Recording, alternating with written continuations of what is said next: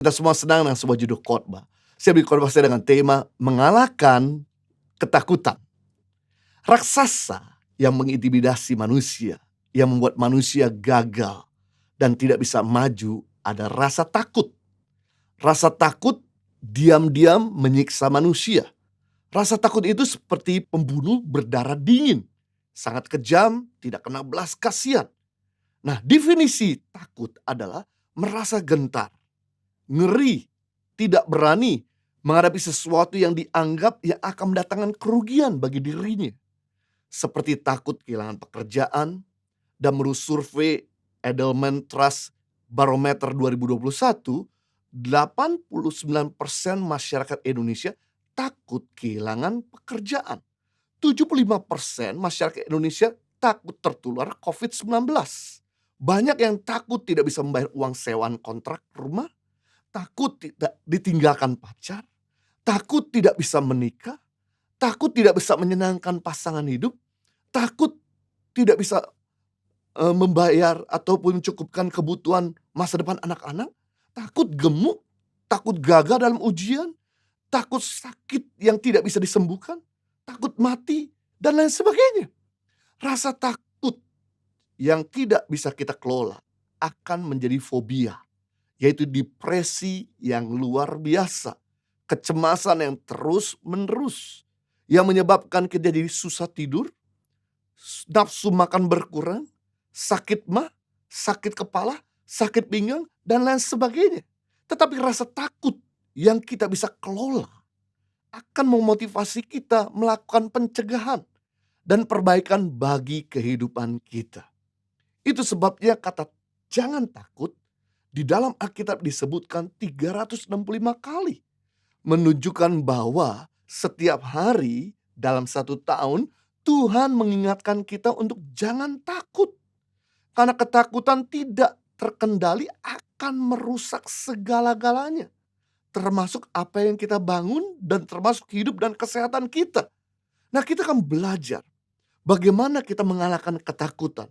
Yang pertama, untuk kita mengalahkan ketakutan ketika kita lebih fokus memandang Tuhan lebih daripada persoalan kehidupan. Bukan tidak boleh melihat berita apa yang sedang terjadi di sekitar kita. Tapi kita harus seimbang antara input dengan output. Because your input determine your output. Apa yang kita dengar, apa yang kita lihat akan mempengaruhi keputusan dan kehidupan kita. Kalau kita banyak dengar yang negatif, maka keputusan dan perkataan serta perbuatan kita ikut negatif. Tapi kalau kita seimbang dengan kebenaran firman Tuhan, dengan kita memandang Tuhan, maka ini yang membuat kita punya pikiran, hati, perkataan dan perbuatan dan keputusan kita pun positif. Firman Tuhan berkata dalam Mazmur 16 ayat 8 dan 9. Aku, kata pemazmur, senantiasa memandang kepada Tuhan. Bukan sekali-kali memandang Tuhan, senantiasa memandang Tuhan. Karena ia berdiri di sebelah kananku. Aku tidak goyah. Sebab hatiku suku bersukacita dan jiwaku bersorak-sorak. Bahkan tubuhku akan diam dengan tentram. Ketika pemazmur ketakutan, lalu mereka mulai memandang Tuhan. Hal inilah yang membuat mereka tidak goyah. Membuat tubuh, jiwa, dan roh mereka menjadi sangat tenang. Karena mereka tahu ada Tuhan di sebelah kanan mereka. Kata sebelah kanan artinya orang yang bisa diandalkan. Orang yang bisa dipercayakan. Tuhan kita adalah Tuhan yang bisa diandalkan. Kesetiaannya, perlindungannya, pemberiannya, bahkan pengorbanannya bisa diandalkan. Hal ini yang membuat Mazmur tetap tenang ketika menghadapi ketakutan. Ketakutan ternyata bukan cuma dialami oleh manusia tertentu, tapi ternyata setiap manusia. Ketakutan menghantui juga kepada hamba Tuhan. Anak-anak Tuhan yang diurapi termasuk Daud. Seorang pemimpin yang dekat dengan Tuhan. Mengalami ketakutan yang begitu luar biasa. Namun ketika Daud menghadapi masalah dan ketakutan, dia tidak fokus terhadap besarnya masalah. Tetapi dia melihat Tuhan yang setia. yang bisa diandalkan, yang selalu ada di sebelah kanannya. Coba taruh benda kecil atau koin di depan mata kita, maka kita tidak akan bisa melihat gunung-gunung yang lebih besar. Karena benda kecil yang ada di depan mata kita itu menghalangi pemandangan yang lebih besar yang ada di belakangnya. Demikian hal yang sama, jika kita terlalu fokus memandang problem, maka kita nggak bisa melihat Tuhan yang lebih besar di belakang problem yang kita sedang lihat. Iman kita pasti akan jadi gugur. Walaupun kita percaya bahwa Tuhan itu besar, tapi yang kita lihat di depan mata kita adalah problem yang lebih besar. Kita nggak memandang Tuhan ya, tapi kita lebih memandang atau fokus kepada problemnya. Di mana ada iman, ketakutan akan lenyap. Tapi di mana tidak ada iman, maka ketakutan akan berkuasa. Dan iman kita ditentukan dari cara kita memandang. Penting dalam menghadapi masalah, jangan sampai kita tidak punya waktu untuk memandang Tuhan. Maka semua akan jadi negatif, sekalipun persoalan tersebut bisa mendatangkan kebaikan, kata firman Tuhan. Bahwa pencobaan-pencobaan yang kita alami tidak pernah melebihi kekuatan kita. Tuhan akan memberikan jalan keluar. Dan Roma 8 ayat 28, Allah turut bekerja dalam segala sesuatu mendatangkan kebaikan. Tapi kalau kita terlalu fokus kepada masalah, tidak lihat Tuhan di belakang yang akan bekerja atau menunggangi masalah tersebut, maka kita akan depresi. Saya teringat ketika Raja Aram tidak bisa terima dengan Elisa yang selalu menjadi penolong bangsa Israel, karena Elisa selalu membongkar strategi Raja Aram kepada bangsa Israel. Suatu hari Raja Aram dengan seluruh pasukannya mengepung seluruh tempat kediaman Elisa. Bujang Elisa begitu lihat tentara Aram yang mengelilingi rumahnya, membuat dia jadi ketakutan, gentar. Ketika dia melihat Elisa, Elisa tetap tenang. Lalu dia berkata, bagaimana kamu tetap tenang dalam kondisi kita sedang dikepung? Lalu Elisa berdoa agar mata bujangnya bisa melihat Tuhan. Dan ketika mata bujang Elisa melihat Tuhan, bahwa yang menyertainya lebih banyak daripada tentara Raja Aram, maka iman bujang Elisa bangkit dan tidak ada lagi ketakutan. Perhatikan, cara kita memandang menentukan iman kita. Jadi penting di sini untuk kita jangan selalu fokus kepada masalahnya. Betul, kita perlu untuk mencari tahu bagaimana menyelesaikan masalah tersebut. Tapi kita harus bisa melihat Tuhan yang lebih besar. Tuhan yang bisa memberikan hikmat. Tuhan yang bisa bantu untuk menyelesaikan persoalan kita dan memberikan jalan keluar. Bukan cuma fokus kepada besar-besarnya masalah. Saya beberapa hari yang lalu sempat makan ikan, lalu duri nyangkut di tenggorokan. Saya langsung stres karena beberapa tahun yang lalu saya sempat makan ikan dan durinya nyangkut di tenggorokan saya, menyebabkan saya sakit, susah ngomong, membuat saya menderita, membuat saya jadi demam, dan kemudian saya harus ke rumah sakit. Dan nunggu di rumah sakit cukup lama karena pasien yang ngantri, dan akhirnya dokter berhasil untuk mengeluarkan duri yang ada di leher saya. Jadi itu menimbulkan trauma juga buat saya untuk makan ikan harus hati-hati. Tapi dalam kondisi kemarin saya makan ikan nyangkut lagi. Dan ini membuat saya jadi bingung. Saya lihat bahwa kondisi seperti sekarang ini untuk ke rumah sakit nggak mudah. Kita harus menjalankan protokol dan kita harus meluangkan waktu banyak. Sedangkan saya punya waktu nggak cukup banyak untuk bisa pergi ke rumah sakit dan sebagainya. Saya coba akhirnya makan roti yang tebal, kue yang padat, pisang yang keras, telan gumpalan nasi, minum air yang banyak, tapi masih nyangkut duri tersebut di tenggorokan saya. Sampai berat badan saya berbobot, perut saya makin besar, tapi tetap nggak bisa lepas juga itu duri di tenggorokan saya. Saya coba berdoa supaya Tuhan bisa mengeluarkan saya punya duri di leher, dan masih juga nyangkut. Rasa sakit makin menjadi kuat. Hari semakin malam, sedangkan besok saya harus mempersiapkan firman Tuhan untuk menyampaikan isi hati Tuhan. Jadi saya putuskan untuk tidak lagi fokus kepada duri yang ada di leher saya, tapi menyerahkan pada Tuhan. Saya berdoa dan saya percaya doa saya pasti didengar Tuhan. Saya minta untuk istri saya mendoakan ketika saya mau istirahat, dan ketika saya berdoa sebelum istirahat, Tuhan, biarlah dalam ngorok saya duri itu lepas di dalam nama Yesus. Lalu saya putuskan untuk istirahat. Karena firman Tuhan berkata di dalam Mazmur 127 ayat 2, bahwa Tuhan memberkati orang yang dicintainya pada waktu tidur.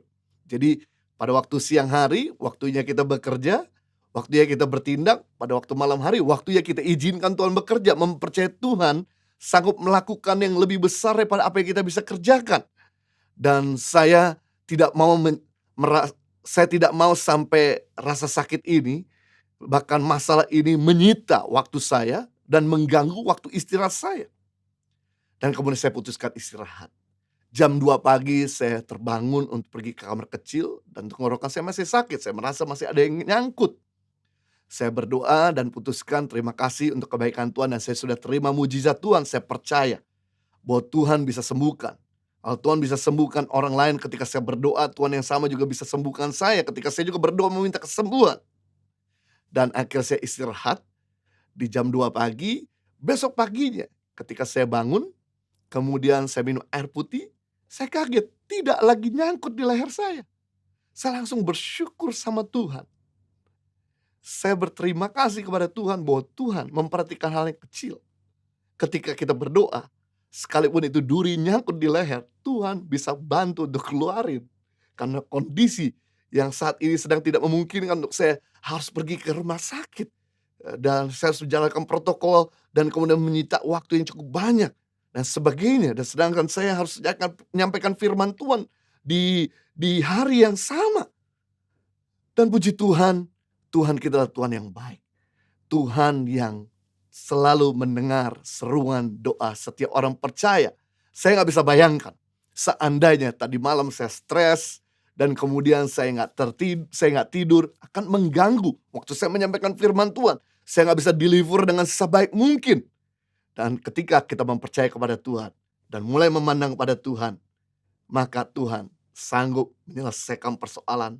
Bukan cuma yang besar saja, sekalipun persoalan yang kecil, Dia sanggup mengendarainya untuk mendatangkan kebaikan dan kemuliaan bagi nama Tuhan. Yang kedua, kita belajar bagaimana mengalahkan ketakutan ketika kita sedang berjalan dalam terang dan bukan dalam kegelapan. Kegelapan akan pergi ketika terang hadir. Terang selalu menang atas kegelapan. Terang selalu ada di atas kegelapan. Kegelapan selalu ada di bawah terang. Firman Tuhan berkata dalam Mazmur 21 ayat 1 bagian A. Tuhan adalah terangku dan keselamatanku. Kepada siapakah aku harus takut? Kenapa pemazmur berani berkata kepada siapa aku harus takut? Kenapa dia berani mengatakan hal ini? Karena mereka sedang berjalan di dalam terang. Coba mereka berjalan dalam kegelapan, pasti mereka ketakutan. Sekalipun otot mereka besar, sekalipun pengalaman berperang gak pernah kalah. Karena kalau mereka berada dalam kegelapan, pasti mereka takut. Tapi kalau mereka berada dalam terang, pasti mereka jadi berani. Kalau Tuhan bersama dengan mereka, pasti mereka berani. Firman Tuhan berkata, Tuhan adalah terangku dan keselamatanku. Tuhan adalah sumber terang dan sumber keselamatan yang sudah terbukti track record-nya. Sebagai bukti, Tuhan sudah membuktikan pernah meluputkan Sadrak, Mesyak, Abednego dari dapur perapian yang panas. Tuhan sudah membuktikan pernah meluputkan Daniel dari gua singa yang buas. Tuhan sudah membuktikan pernah meluputkan Nuh dan keluarga dari air bah. Tuhan sudah membuktikan pernah meluputkan bangsa Israel dari kejaran tentara Mesir. Tuhan sudah membuktikan pernah meluputkan Yusuf dan Daud dari ancaman pembunuh. Tuhan sudah membuktikan pernah meluputkan murid-murid Yesus dari angin badai yang mau menenggelamkan perahu mereka. Maka Tuhan yang sama akan sanggup untuk meluputkan Anda dari tangan orang jahat, menyelamatkan Anda dari badai kehidupan, memulihkan rumah tangga Anda, menyembuhkan segala penyakitmu, bahkan menyediakan segala keperluan dan kebutuhanmu. Ingat, dalam sejarah dan bahkan nubuatan, kalau Tuhan Yesus berperang, tidak pernah kalah, selalu menang. Ketika Yesus di padang gurun dicobai oleh iblis, bukan Yesus yang lari, tapi iblis yang lari. Iblis yang kalah. Waktu Yesus bangkit dari kematian, membuktikan maut dan kerajaan kegelapan sudah dikalahkan.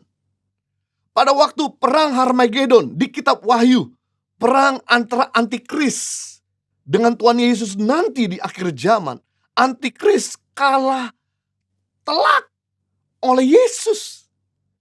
Bahkan di akhir dari kerajaan 1000 tahun damai, di dalam kitab Wahyu, ada perang terbesar, perang antara Kristus dengan seluruh pengikut iblis. Mereka pun dikalahkan dan mereka dicampakkan ke dalam lautan api untuk selama-lamanya. Membuktikan dari awal, pertengahan sampai akhir, kalau Yesus bertempur, kalau dia jadi pemimpin panglima perang, selalu menang. Selama kita berjalan bersama dengan Yesus, dia ada Jehovah Nisi, Allah panji keselamatan. Maka dia akan membawa kita untuk berjalan from glory to glory, success to success, victory to victorious. Lalu sebaliknya, apa yang terjadi jika kita berada dalam ruangan gelap? Berada dalam kegelapan, maka kita yang confident jadi tidak confident. Kita yang berani jadi takut. Karena kegelapan tidak ada damai sejahtera. Yang ada hanya cuma ketakutan di dalam kegelapan. Dan di dalam kegelapan semuanya jadi tidak jelas. Bahkan melihat telapak tangan kita sendiri pun kita nggak bisa lihat. Bagaimana kita bisa melakukan aktivitas lainnya. Semuanya jadi lumpuh total ketika kita berada dalam ruangan gelap. Ketika kita berada dalam kegelapan. Lalu apa yang terjadi? Jika terang hadir di tengah-tengah kegelapan, maka ketakutan sirna dalam sekejap. Biasanya kalau lampu menyala, anak-anak bersuka cita. Tapi kalau lampu padam, anak-anak jadi takut. Membuktikan bahwa di dalam kegelapan hanya cuma ada ketakutan. Tapi di mana ada terang, ada sukacita. Ketika terang hadir, maka semua yang tidak kelihatan akan jadi kelihatan dengan jelas. Ketika kita berada dalam terang, maka problem yang kita hadapi ada titik terang, ada jalan keluar. Kita bisa lihat dari sudut pandang Tuhan. Jadi kita lebih confident saat kita berada di dalam terang, saat kita berjalan bersama dengan terang. Tinggal dalam terang, berbicara mereka yang bersedia hidup di dalam kebenaran. Berbicara mereka yang bersedia hidup dalam kehendak Tuhan. Berbicara mereka yang siap menyangkal kehendak pribadinya dan mengikuti kehendak Tuhan. Barang siapa hidup di dalam kehendak Tuhan, dia berada dalam terang. Dan barang siapa hidup di luar kehendak Allah, dia berada dalam kegelapan. Dan yang luar biasa dalam Yesaya 32 ayat 17, di mana ada kebenaran, di situ akan tumbuh damai sejahtera. Dan akibat kebenaran ialah ketentraman dan ketenangan untuk selama-lamanya. Wow, di mana ada kebenaran tumbuh damai sejahtera. Dan akibat kebenaran adalah ketenangan dan ketentraman untuk selama-lamanya. Berarti di mana tidak ada kebenaran, di situ akan tumbuh ketakutan. Akibat dosa ialah kecemasan dan ketakutan untuk selama-lamanya. Rupanya dosa menghadirkan kecemasan, ketakutan. Tidak ada damai dan ketentraman. Jadi di mana ada kebenaran, di situ ada tumbuh damai sejahtera, dan kedamaian tidak bisa dicuri oleh apapun dan oleh siapapun, kecuali hadirnya dosa dalam hidup kita. Kedamaian tidak bisa dicuri oleh pandemik, tidak bisa dicuri oleh ekonomi yang sedang hancur, tidak bisa dicuri oleh orang-orang yang jahat sama kita. Tetapi kedamaian hanya cuma bisa sirna ketika hadirnya dosa dalam hidup kita. Sekalipun kita adalah seorang pelayan Tuhan, sekalipun kita rajin beribadah, rajin berdoa, tapi kalau kita hidup menuruti hawa nafsu dan tidak menuruti kehendak Tuhan, maka kedamaian akan sirna dengan sendirinya. Jadi kita bisa periksa hati kita. Apakah ada iri di dalam hati kita, sakit hati, dendam, perselisihan, ketamakan, kenajisan, dosa yang masih kita sembunyikan. Karena begitu semua itu masih ada di antara kita, maka kita akan berada dalam ketakutan. Tapi begitu semua itu tidak ada di antara kita, maka kita memiliki iman yang akan mengalahkan ketakutan. Hidup kita sudah susah. Tolong jangan ditambah susah karena perbuatan bodoh kita. Yang ketiga, kita belajar bagaimana kita mengalahkan ketakutan ketika kita berada di dalam benteng Tuhan. Mazmur 27 ayat 1 bagian B. Tuhan adalah benteng hidupku. Terhadap siapakah aku harus gentar? Wow, luar biasa. Pemazmur berkata bahwa Tuhan adalah benteng hidupnya. Kepada siapa dia harus takut? Kenapa pemazmur berkata dia nggak takut sama sekali, dia nggak gentar sama sekali, berani ya dia ngomong dengan confident. Karena dia tahu bahwa Tuhan adalah benteng hidupnya. Benteng yang tidak pernah jebol.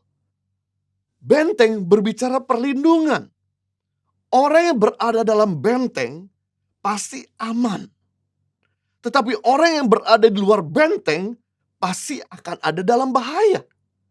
Pada zaman dulu, setiap kota besar punya benteng perlindungan. Semakin tebal, tinggi, dan kokoh benteng tersebut, semakin sulit musuh untuk bisa menaklukkan, perampok untuk bisa masuk.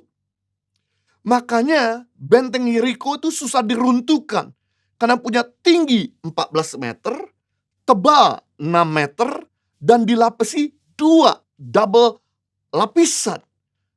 Hal ini membuat tidak ada satu bangsa yang sanggup menaklukkan kota Yeriko. Hanya cuma Tuhan yang sanggup meruntuhkan tembok Yeriko. Benteng Yeriko yang tebal, 2 lapis. Nah, kita punya benteng yang lebih kokoh dari benteng Yeriko. Benteng yang tidak pernah jebol dari benteng Yeriko, yaitu Tuhan Yesus sendiri. Kenapa kita harus takut dan gentar? Karena tidak ada satu musuh yang sanggup meruntuhkan benteng perlindungan Tuhan. Makanya, jangan berada di luar benteng Tuhan. Maka kita akan jadi takut. Kita akan jadi gentar. Kita tidak punya kepastian. Kita jadi cemas. Namun ketika kita berada di dalam benteng Tuhan, maka kita secure. Kita jadi damai, kita jadi sukacita, kita akan jadi nyaman. Berada dalam benteng artinya berada dalam hadirat Tuhan. Ternyata kunci keberhasilan pemazmur ketika menghadapi musuh yang banyak, jiwa yang gundah gulana, ketakutan dan kegentaran adalah ketika mereka berada di dalam hadirat Tuhan. Ini membuat mereka jadi tenang. Ini membuat mereka jadi confident. Ini membuat mereka bisa melihat sudut pandang Tuhan. Ini bisa membuat mereka melihat bahwa musuh-musuhnya bisa dikalahkan. Karena bukan mereka yang berperang, tapi Tuhan yang berperang. Seperti Gideon ketika sedang harus berhadapan dengan 135.000 tentara Midian. Sedangkan tentara Gideon sendiri cuma 300 orang. Yang dilakukan sama Gideon, dia masuk ke dalam hadirat Tuhan. Dan Tuhan memberikan perintah kepada Gideon untuk mengambil buyung, memecah-mecahkan buyung, dan bersorak-sorai kepada Tuhan. Bermazmur, memuji dan menyembah Tuhan. Dan akibatnya tentara daripada Midian dikalahkan karena Tuhan yang bertempur bagi Gideon dan bangsa Israel. Mari kita lihat di sini dalam Mazmur 27 ayat 4 dan 5 ayat berikutnya. Satu hal yang telah kupinta kepada Tuhan, itulah yang kuinginkan. Diam di rumah Tuhan seumur hidupku, menyaksikan kemurahan Tuhan dan menikmati bait-Nya. Sebab Ia melindungi aku dalam pondok-Nya pada waktu bahaya. Ia menyembunyikan aku dalam persembunyian di kebanya. Ia mengangkat aku di atas gunung batu. Rahasia hidup pemazmur. Rahasia keberhasilan pemazmur. Sehingga mereka bisa berani menghadapi tantangan dan badai kehidupan. Karena dia selalu berada dalam rumah Tuhan. artinya berada diam dalam hadirat Tuhan. Pemazmur minta satu hal, dia nggak minta banyak hal. Pemazmur tidak minta kekayaan, tidak minta popularitas, tidak minta kemenangan, tidak minta umur panjang dan sebagainya. Yang pemazmur minta yaitu satu hal, selalu berada dalam hadirat Tuhan. Ini yang membuat dia secure. Ini yang membuat dia yakin bahwa Tuhan yang akan bekerja segala-galanya bagi mereka. Nah, saya mau kasih tahu di sini ada keuntungan daripada orang-orang yang berada dalam hadirat Tuhan. Yang pertama, keuntungan kalau kita berada dalam hadirat Tuhan senantiasa akan menyaksikan berkat Tuhan bagi kehidupan kita. Bukan menyaksikan berkat Tuhan bagi kehidupan orang lain. Akan menyaksikan mujizat Tuhan dalam kehidupan kita. Bukan menyaksikan mujizat Tuhan bagi kehidupan orang lain. Akan menyaksikan kesembuhan Tuhan bagi hidup kita. Bukan menyaksikan kesembuhan Tuhan bagi orang lain. Kita akan menikmati secara pribadi pengalaman dengan Tuhan. Yang kedua, keuntungan kalau kita berada dalam hadirat Tuhan, menikmati Tuhan tidak bosan-bosan akan persekutuannya. Membuat kehidupan ini gak burn out, gak jenuh, gak lelah, tapi membuat kehidupan ini menjadi bergairah. Kita enjoy setiap momen, bahkan tantangan yang kita hadapi sekalipun. Kenapa? Ada hadirat Tuhan yang memberikan pada kita sukacita dan kebahagiaan. Yang ketiga, keuntungan kalau kita berada dalam hadirat Tuhan, tempat yang paling aman di dunia. Safe house, tempat perlindungan. Karena Tuhan akan melindungi dan menyembunyikan kita apabila datang kesusahan, apabila datang musuh atau datang bahaya, dia akan meluputkan sebelum bahaya itu datang. Keempat, keuntungan daripada orang yang berada dalam hadirat Tuhan mengalami promosi dari Tuhan. Karena promosi bukan datang dari utara, selatan, timur, dan barat. Tapi promosi datang dari Tuhan. Dan apa yang terjadi kalau kita berada dalam hadirat Tuhan, ini yang menyukakan hati Tuhan. Ini yang bikin hati Tuhan terimpresi. Ini yang membuat Tuhan selalu bertanya, apa yang aku mau lakukan bagimu? Apa yang aku bisa berikan kepadamu? Bahkan mungkin kalau kita gak minta sekalipun, Tuhan bisa memberikan. Sekali yang kita butuhkan, Tuhan tahu. Dan yang luar biasa, kalau Tuhan sudah buka pintu, tidak ada seorang pun dapat menutupnya. Kalau Tuhan sudah mengangkat, tidak ada seorang pun dapat merendahkannya. Promosi dari Tuhan itu long term, solid, tidak bisa diturunkan oleh manusia. Pandemik sedang mengajarkan kita untuk tidak mengejar hal-hal yang bersifat kekinian. Sementara pandemik sedang mengajarkan untuk kita bisa mengejar hal-hal yang bersifat kekekalan. Tidak ada cara lain untuk kita bisa mendapatkan kekekalan selain bersama dengan Tuhan. Kalau bisnismu mau long term, rumah tanggamu mau long term, karirmu mau long term, pelayananmu mau long term, kita punya kesehatan mau long term, yang kita perlakukan adalah kita perlu berada dalam hadirat Tuhan. Kita selalu ada bersama dengan Tuhan dan persekutuannya. Mari punya hubungan, serang jadwal pribadimu, serang jadwal padat pribadimu, dan punya hubungan dengan Tuhan secara pribadi. Punya saat teduh pribadi dengan Tuhan, ini penting. Karena ini merupakan sumber kekuatan bagi diri kita ketika menghadapi begitu banyak persoalan yang numpuk di bahu kita. Atau kalau mungkin Anda tidak bisa punya waktu pribadi, Anda bisa mengambil waktu untuk bersekutu dengan Tuhan lewat program 60 Minute Worship yang menghantar kita, membantu atau media untuk kita bisa deep worship, intim dengan Tuhan. Kita juga bisa mengikuti doa malam, komsel, ibadah online, lewat media-media yang sudah tersedia. Ini membantu kita untuk bisa melewati musim kehidupan ini dengan kemenangan. Saya percaya ketika kita bersama dengan Tuhan, kita akan lakukan perkara yang besar. Jadi kita belajar hari ini bagaimana mengalahkan ketakutan. Yang pertama, ketika kita lebih fokus memandang Tuhan daripada persoalan kehidupan. Yang kedua, ketika kita sedang berjalan dalam terang dan bukan dalam kegelapan. Dan ketika kita sedang berada di dalam benteng Tuhan, hadirat Tuhan, dan bukan di luar hadirat Tuhan. Tuhan Yesus memberkati. Mari kita berdoa. Bapa di surga, terima kasih untuk firman-Mu yang telah menginspirasi dan memberkati kami. Biarlah firman-Mu memberikan kepada kami sebuah dorongan untuk kami, mata kami gak lagi terhalang oleh persoalan kehidupan, sakit penyakit, ataupun hutang yang sedang mengelilit, problem rumah tangga yang sedang mengganggu cara kami memandang. Biarlah kami boleh melihat Tuhan yang ada di depan, Tuhan yang ada di sebelah kanan. Ini membuat kami tidak gentar, membuat kami bisa punya iman, membuat kami bisa melewati semuanya bersama dengan Tuhan. Kami akan lakukan perkara yang besar. Yang kedua, kami belajar bagaimana mengalahkan ketakutan ketika kami sedang berada dalam terang. Kami mau melakukan kebenaran, kami mau hidup di dalam kehendak Tuhan. Ini yang menolong terang untuk terus menjadi pelita bagi kaki kami dan terang bagi jalan kami. Ini membuat kami confident. Karena selama kami berjalan bersama dengan Tuhan, track record Tuhan tidak pernah kalah. Maka Tuhan akan membawa kami untuk berjalan from glory to glory, success to success, victory to victorious. Dan kami belajar yang ketiga, untuk kami mengalahkan ketakutan itu berada dalam benteng Tuhan. Perlindungan Tuhan, hadirat Tuhan. Ini membuat kami secure, ini membuat kami sukacita, ini kami bisa menikmati mujizat dan kemurahan Tuhan. Ini membuat Tuhan akan meluputkan kami ketika kesusahan akan datang dan lain sebagainya. Terima kasih, segala kemuliaan kami kembalikan pada Tuhan. Kita semua sudah diberkati, sama-sama katakan